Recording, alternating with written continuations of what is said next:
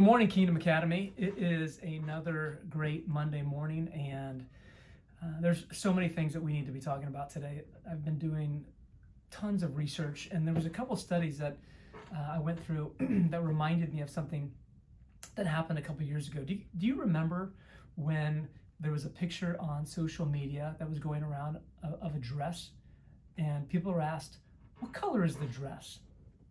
And there was a lot of people saying it's blue, and then there was other people saying no, it's yellow, and then there were other people saying no, it's this color. And it was this crazy study on how the eyes see and process information.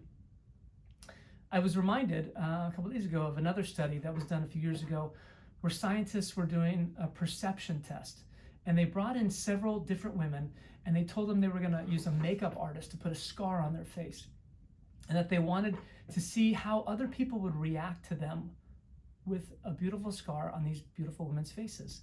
And right before they went out, they said, here's your instructions. You're going to go to this restaurant, you're going to go to this coffee shop, and you're just going to sit and you're going to order all these things. But before we send you out, we need you to come back in, and we need to do a touch-up on the makeup because there's something wrong with it. So they sat them back down, and the makeup artist was touching it up. And what the women didn't know is they were actually taking the scar off.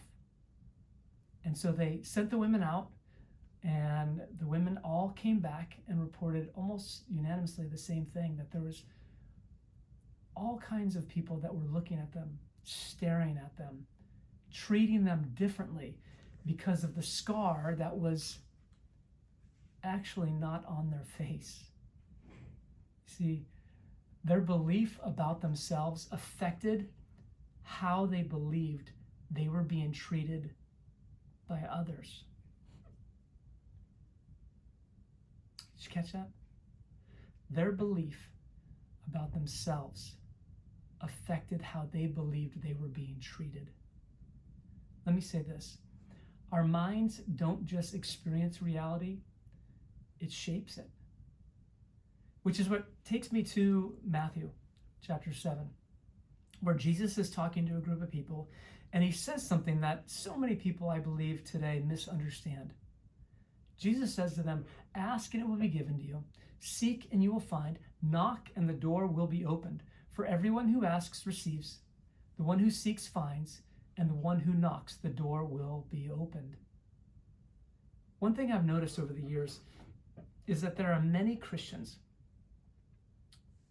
who tend to look at this passage and other passages as though God is like Santa Claus. We write out these long lists of what we want from God. God, I need you to do this. I need you to do that. God, can you please take care of these things? And we make this long list and almost make God to be like our Santa Claus.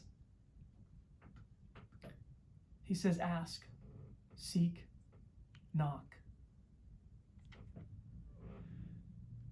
What are you looking for? What are you aiming at? What are you focused on? Remember a couple weeks ago, I said, you bring about what you think about? Do you remember talking about that with the FJ? A new study that I just read this week. Did you know that nobody sees reality as it really is? Nobody. You see, your brain is absorbing about 11 million bits of information per second. 11 million. From light to sound to temperature to the screens on your phone to the people moving around. But what makes it into your conscious brain and what is processed is only about 50 bits of information per second. 11 million to 50. Now, 11 million bits is like, it's like reading this book 2 times in 1 second. This book 2 times in 1 second is 1 million bits of information approximately, as opposed to 50 bits of information, which is just 1 sentence. Our brains can't absorb and process everything. So what does it do? It predicts what's going to come next. And it doesn't see reality as it is, it sees reality as it's expected to appear based on our beliefs and our prior experiences. And here's the thing that is very important.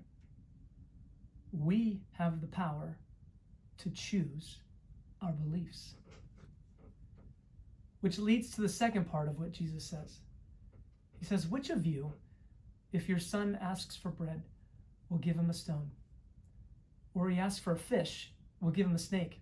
If you then thought that you are evil, know how to give good gifts to your children, how much more will your Father in heaven give good gifts to those who ask him? You see, in order to see something, you have to believe it. We can only see what we believe. Do you actually believe that God is moving in your life? Do you actually believe that his Spirit is whispering to you, guiding you, warning you, convicting you, acknowledging you? Do you believe that he hears us, that he acts for us? Do we believe that his Spirit is whispering to us? Your belief shapes your reality. Not only that, but belief affects motivation on top of that. Motivation just doesn't happen because of a future benefit that I think I might get. Motivation actually collapses without belief. Belief unlocks hope and persistence. Think about this. To those first listening to Jesus, wasn't this exactly what they needed to hear? To have hope that things would change? I mean, here, these people in the first century are living under Roman oppression. It was brutal. Wondering, has God forgotten about me? Living on the verge of giving up. Jesus reminds them, as he reminds us, if you focus on all the negative things and all the things that are wrong, then that's exactly what your reality will be. In fact, the Apostle Paul says something similar when he actually pleads to a community in Rome. He says, do not conform any longer to the patterns of this world, but be renewed be transformed by the renewal of your mind. Transformed by the renewal of your mind. He later says to a community in Thessalonica, he says, rejoice always, pray continually, give thanks in all circumstances. Hear this, for this is God's will for you in Christ Jesus. Do not quench the Spirit, he says. What do you focus on? For Paul, God's will for your life is to rejoice. It's to pray. In other words, prayer in the biblical idea, and the concept, is speaking to God all day long. It's not just when you go to a church or when the pastor prays or you pray before a meal. Pray constantly is this idea of speaking to God continuously throughout the day. And then rejoice. And then give thanks. Because you see him working in your life.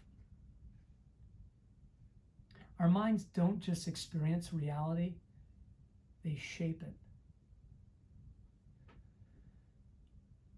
What do you focus on, and what do you believe? That's the message here. What do you focus on? What do you believe? This is Matt, signing off. May the Lord bless you and keep you. May he shine his face upon you and give you peace. Shalom. We'll see you next week.